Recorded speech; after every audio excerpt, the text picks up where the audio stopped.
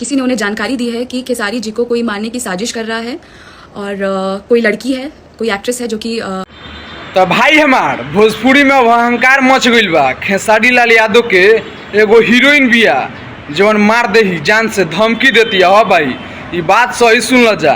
खेसारी लाल यादव तो अब मर जई हैं भाई हो। अब वो खेसारी लाल यादव के हीरोइन सपना चौहान देती है मारे के धमकी, जो सोशल मीडिया पर काफ़ी तेज़ी से वायरल चलता।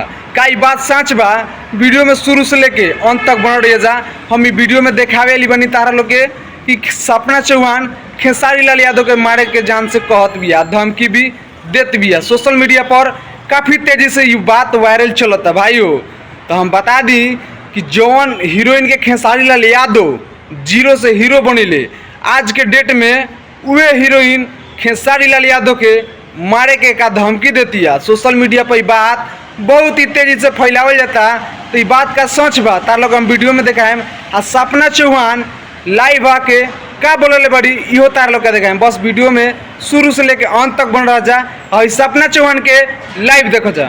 किसी ने उन्हें जानकारी दी है कि खेसारी जी को कोई मारने की साजिश कर रहा है और कोई लड़की है, कोई एक्ट्रेस है जो कि हाल फिलहाल में उनके साथ काम कर रही है और कल परसों नरसों उनका गाना आया हुआ है जो शेयर नहीं हुआ है। सबसे पहले मैं ये बता दूं कि अन्नपूर्णा से ना मुझे कोलैबोरेशन भेजी गई थी उस गाने के लिए एंड मेरा और खेसारी जी का बहुत प्यारा गाना था। ना मुझे अखिलेश कश्यप जी ने उस वीडियो को शेयर करने के लिए बोला, ना एक्ट्रेस है जो कि खेसारी जी को जान से मारने की साजिश कर रही है और उसको उसके बिहाफ पे जो लोग मुझे जज कर रहे हैं कि मैं साजिश कर रही हूँ मारने की, मेरे कमेंट्स और मेरी जो कुछ भी चीज़ें हैं मुझे टैग किया जा रहा है कि तुम खेसारी को मारने की कोशिश कर रही हो या तुम बहुत घटिया हो, तुम बहुत दोगली निकली, तुम खेसारी को जान से मारने की कोशिश कर रही थी।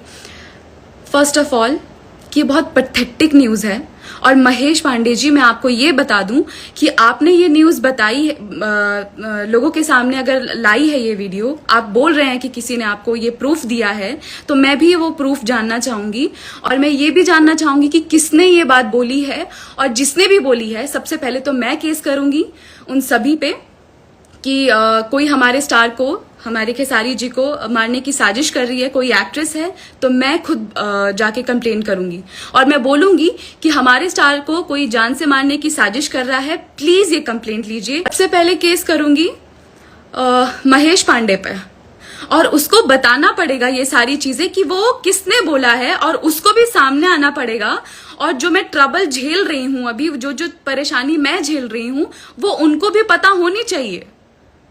तो भाई हमार ई रही सपना चौहान जो खेसारी लाल यादव के जान से मारे के धमकी देते रही। तो भाई हो का ये बात सच बा? तार लोग हम ये वीडियो में बताए, बस इतनी वीडियो का शेयर करो जा कि खेसारी लाल यादव के जान से मारे के धमकी मिलल बा और वो सपना चौहान दिले बड़ी। तो भाई हो सपना चौहान के लाइव देखला के बाद तो हमारा तो ऐसा नहीं लागत कि सपना चौहान को वो खेसारी लाल यादव के मारे के सोच सकेली।